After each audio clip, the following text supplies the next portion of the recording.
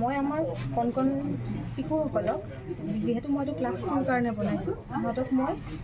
অসমীয়া 12 মাহৰ নামৰ বিষয়ে শিকাম কিন্তু সিহঁতক আমি আগতে গৈ কিনে যে তোমালোকক 12 মাহৰ নাম যে শিকাম সেইটো আমি ক'ব নোৱাৰোঁ এটা আপোনালোক আহিছে গতিকে মই আগতে কি থিমত বনাইছে সেইটো কৈ লৈছোঁ কিন্তু ষ্টুডেণ্টক সেইটো ক'ব নোৱাৰাৰ কাৰণে সিহঁতক আমি প্ৰথমতে কেনেকৈ OLD বাহিৰৰ বস্তুৰ পৰা কেনেকৈ সিহঁতক আকৰ্ষিত কৰিব পাৰে সেইটোৰ ওপৰত আমি নজৰ দিব লাগিব আৰু সেইটোৰ কাৰণে মই সিহঁতক কেনেকৈ ক'ম যেতিয়া ঠাণ্ডা দিন পৰিছে গৰম দিন পৰিছে সেইটোৰ ওপৰত অলপ আনিবলৈ যত্ন কৰিম যে কপৌ ফুল কেতিয়া হয় অলপতো সিহঁতে সম্যক জ্ঞান অকণমান হ'লেওতো আহিব সেইখিনি হ'লে চেঞ্চ হিচাপত বা যিয়ে হওক তো সেনেকৈ সিহঁতক আমি OLDৰ পৰা আনিম তাৰপিছত ডিক'ডিংটো যদি চাবলৈ যাওঁ তেতিয়া সিহঁতক আমি ক'ম যে এইটো কি লিখি আনিছোঁ তোমালোকে চোৱাচোন সিহঁতেতো 1 যিহেতু পঢ়ি যাব ক্লাছ 2লৈ গৈ পোৱাৰ পিছত সিহঁতে ক'ব পাৰিব তেতিয়া যে এইটো ব এইটো হ তাত আকাৰ আছে এইটো গ আছে তেতিয়া মই সিহঁতক পঢ়াম যে এইটো কি হয় ব হত আকাৰে হা গ বহাগ সিহঁতেও মোৰ পিছে পিছে পঢ়িব আৰু সেইটো জিআৰআৰ যিটো মডেল আছে সেইটো মই তাতে ইনভলভ হৈ গৈছে তো সেইটো হিচাপত মই ব হতাকাৰে হা গ বহাগ সিহঁতেও ক'ব ময়ো ক'ম তাৰপিছত সিহঁতক নিজেও ক'বলৈ দিম তো হোৱাৰ পিছত সিহঁতক মই কেনেকৈ দেখুৱাম যে চাবা তোমালোকৰ কাৰণে আৰু এটা ছাৰপ্ৰাইজ আছে সিহঁতেতো এনেওতো এইবিলাক জানিব ইচ্ছা কৰে যে কি আছে ভিতৰত এইটো ঢাকি থোৱা আছে তেতিয়া সিহঁতক মই এইফালেদি এনেকৈ স্লাইড কৰি দেখুৱাৰ লগে লগে সিহঁতিতো অকণমান ভাবিব পিকচাৰটো চাই যে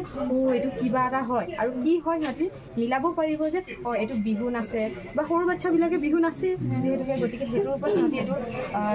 দেখি যে মানে বাহিৰৰ পৃথিৱী বা এইটো হেৰিৰ পৰা আনি কিনে সিহঁতি ৰিলেট কৰি কিনে বুজি পাব বহাগটো সেনেকৈ হ'ব এইটো বহাগ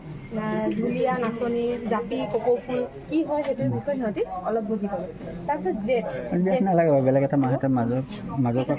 আহি যিহেতু এইটো আমি ক'ম কাতি বিহুত আমি বা কাতি মাহত কি কৰোঁ সেই বিষয়ে সিহঁতক দেখুৱাব পাৰিম আকাশ বন্তি জ্বলাইছোঁ তুলসী তল এনেকৈ মানুহ এজনে সেৱা কৰিছে সেই বস্তুটোৰ পৰা আমি কাতি মাহত কি হয় বা কাতি মাহটো কি হয় সেই বিষয়ে আমি দেখুৱাব পাৰিম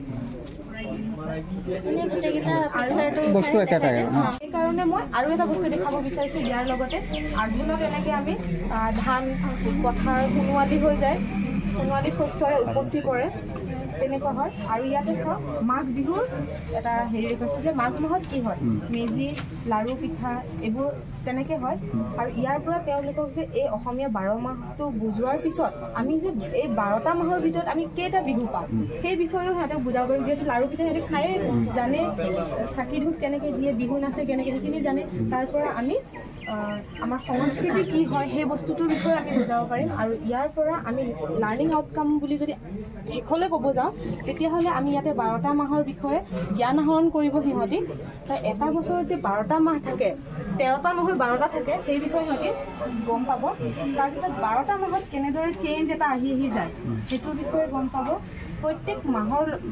মাহ নহয় তো আপোনাৰ যিটো বহাগত কি হ'ব তাৰপিছত কাতিত কি হ'ব মাঘ বিহুত কি হ'ব এই বিষয়ে এটা আৰু ভাদত বিশেষকৈ চাওক এইটো নামঘৰ শংকৰদেৱ গুৰুজনাৰ সেইটো দেখুৱাইছোঁ যিহেতু মানে নামঘৰ সেইখিনি সময়ত ভাদ মাহত নাম প্ৰসংগ চলি থাকে সেই বিষয়ে দেখুওৱা হৈছে গতিকে মানে অসমীয়া সংস্কৃতিৰ যিখিনি বস্তু হয় সেইখিনি তেওঁলোকে শিকিব লগতে শব্দৰ লগতে চিত্ৰৰ যিটো নলেজ সেইটো পাব লগতে কালাৰ বহুতকেইটা কালাৰ ইয়াতে ইউজ কৰা হৈছে গতিকে কালাৰ কনচেপ্ট এটাও সিহঁতৰ আহি যাব